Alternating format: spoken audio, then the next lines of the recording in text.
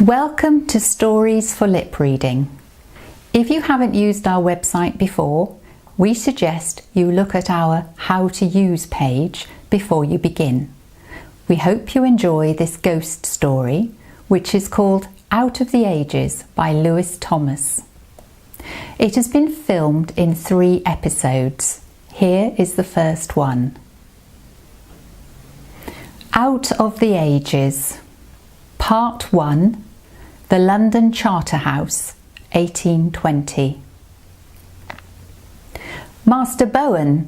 Master Bowen! John opens his eyes, blinking as they adjust to the half-gloom of the porter's lodge. "What is it, boy?" he asks, pulling himself upright and groggily glaring at the sheepish child standing in front of him. There's a man at the gate, sir. Wants let in." "Is he a brother?" "No, sir." "A scholar?" "No, sir." "A beak?" John reels off the list with weary certainty. "No, sir." "Then tell him to go to hell." With that, he flops back onto the bed, ushering the boy away with a gesture. "I tried, but he wants in." The boy stands there with his candle, primed to leave. "If we let him in, will you stop bothering me?" That should fix things, thinks John. The boy knows what happens when he bothers him too much. "Yes, sir." "Good."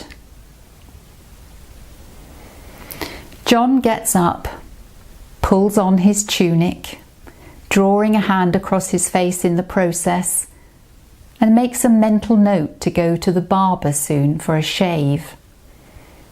He's been the porter at Charterhouse for 20 years now. After being wounded in the Mediterranean under Nelson, he has a wife and a son down near Wapping, where his brother keeps an inn, but he only sees them on a Sunday, when he leaves the gate in the hands of the boy and walks down through the city before spending the afternoon at the inn, returning to relieve the boy after a few hours in his cups.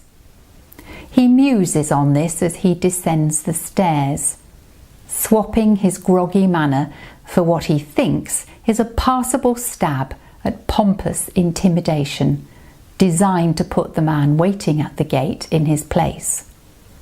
"Now, I'll tell him to sod off, and if he has a problem or gets fighty, you go and fetch a few servants. That'll show him."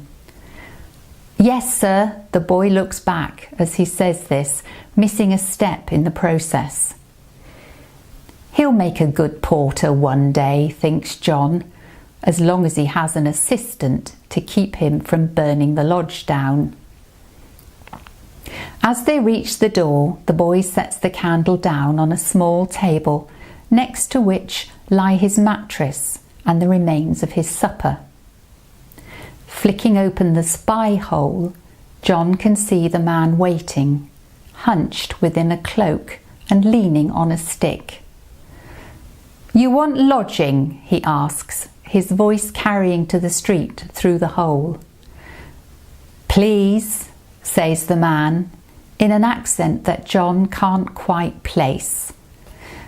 "Come back on Wednesday. The master's hearing petitions for residents after evensong." He goes to shut the spy hole, only to be cut short by the man's response. "I don't want to become a brother, just a bed for the night, and a meal if you can stretch to it." John suddenly becomes aware of the cold. It's a freezing night, and there's a fine mist in the air. The sort that gets into your bones and gives you a chill if you're not careful. He can't believe he's doing this, but he turns to the boy and says the fatal words. "Go to the kitchens and find a bed for our guest. If there are any leftovers from the brothers' supper, have cook put something together. Sir. The boy hurries out of the lodge and across the courtyard before descending into the kitchens. As the footsteps die away, John heaves the door open, ushering in the man. In the guttering light of the candle, John can see his face a bit more clearly. A white beard sits on a lined face, with two unearthly blue eyes shining out from a hood.